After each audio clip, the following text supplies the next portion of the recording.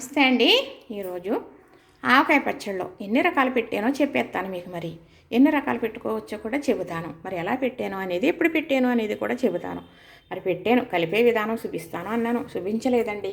మరి కలిపాను, మరి చెప్పడం తీయడం వీడియో తీసాను. ఆ వీడియోలో అయితే డిలీట్ అయిపోయినాయి. సరే, ఇప్పుడైతే చెప్పేస్తున్నానండి. ఇదేం ఆవకాయ అనుకుంటున్నారు కదా. ఇది పెసరపిండి ఆవకాయ. పెసరపప్పు వేయించి మిక్సీలో పిండి ఆడి అప్పుడు కలుపుకున్నాం. ఆవకాయ పళ్ళన్నీ వేసేస్తానండి. ఆవకాయ పిండి మామూలుగా వేసేసి ఈ మనకి పెసరపప్పు వెర్రగా వేయించి మిక్సీ పట్టుకున్న పిండి ఒక కప్పు పిండి వేసుకుంటాను. ఒక 5 కాయలు అయితే కప్పు పిండి వేసుకుంటే సరిపోతుంది. పచ్చడి కమ్మగా ఉంటుంది, వేడి అనేది ఉండదన్నమాట. అది ఇలాగా తక్కువే పెట్టుకోవాలి. మనం జాడీలు పెట్టుకోకూడదు. సంవత్సరానికి సరిపడగా అలా పెసరపిండి వేసింది ఉండదు, తొందరగా వాడేసుకోవాలన్నమాట.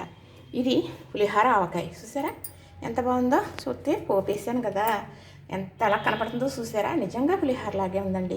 మనం అన్నంలో కలుపుకుని తింటే పులిహోరలాగే ఉందండి అని అంటే ఎప్పుడూ ఒకసారి చేసి అని పెట్టాను. నీరుడు పెడదాం అనుకున్నాను, వీలవ్వలేదు. నీరుడైతే ఒక 9-10 రకాల వరకు ఆవకాయలు పెట్టానండి. చాలా రకాల ఆవకాయలు పెట్టాను.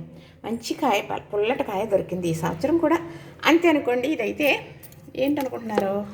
శనగల ఆవకాయ.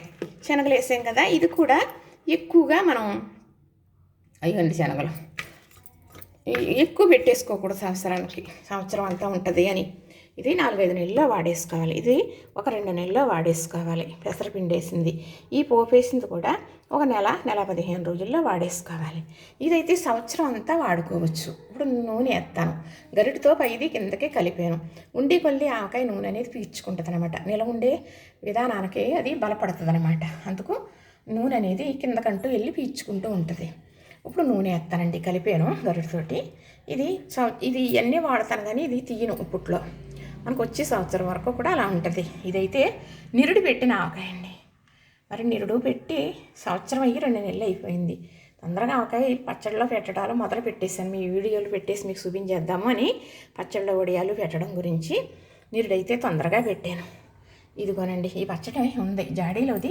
ఈరోజు తీసానన్నమాట. మా పెదపాప పట్టుకెళ్తానంది. 2వ ట్రిప్పు. ఆ అమ్మాయి పట్టుకెళ్ళటం అవ్వలేదు, అందుకే ఇలాగా ఉండిపోయిందనమాట. ఇది చాలా బాగుందండి. మన రుచి చూశారు కదా. మరి పూర్వం కూడా ఉండేది, ఆవకాయ పెట్టుకునేటప్పటికి ఆవకాయ ఉండాలని ఉంచుకుని ఈ కొత్తగా పెట్టింది ఈ ఘాటు అనిగే వరకు వాడకూడదు, వర్షాలు పడ్డప్పుడు వాడుకుందామని మరి పాత ఆవకాయే వాడుకునేవారు అనమాట. ఇదిగోనండి, ఇదేం పచ్చళ్ళు అంటారా? ఇది చింతకాయ పచ్చడి అండి. తాలింపు పెట్టాను. అది తాలింపు పెట్టే విధానం వీడియో ఉంది, పెడదాం అనుకున్నానా, మరి డిలీట్ అయిపోయినాయండి. సరే, ఇదైతే మామిడికాయ తొక్కు పచ్చడి. ఇదైతే కొత్తపల్లి కొబ్బరి ఆవకాయ. చూసారా నూనెతో ఎంత బాగుందో.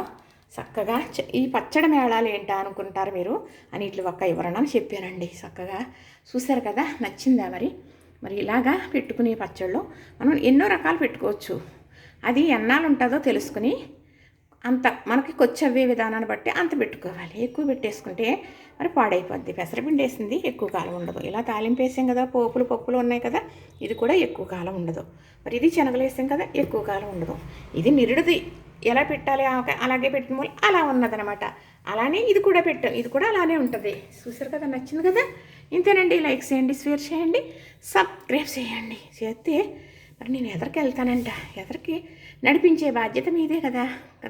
మేమున్నాము అంటున్నారు కదా, మీరున్నారన్న ధైర్యంతో నేను చేస్తున్నాను. కష్టాన్ని ఇష్టంగా మార్చుకుని మరీ చేసి పెడుతున్నాను. నా మాటల్లో నా ఆరోగ్యం మీకు తెలుస్తుంది కదా. సరే, చూసారు కదా, నచ్చింది కదా. లైక్ చేయండి, షేర్ చేయండి, సబ్స్క్రైబ్ కూడా చేసేయండి. మరి